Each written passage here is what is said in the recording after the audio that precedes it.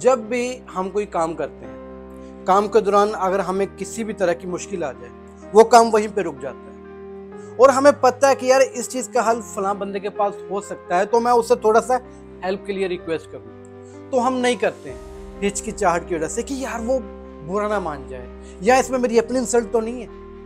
कि वो मुझे बोलेगा कि यार तुझे ये पता नहीं है। हम इस तरह के सवालात खुद ही अपने दिमाग में बनाते हैं और उसके जवाब भी खुद बना लेते हैं और इसी कश्मकश में रह जाते हैं। टाइम तो चला जाता है, काम भी बाज़ वक़्त हो जाता है, लेकिन उसका रिजल्ट क्या निकलेगा वी डोंट नो। इसी तरह की चीज़ों को हल करने के लिए ये एक वीडियो आपके लिए।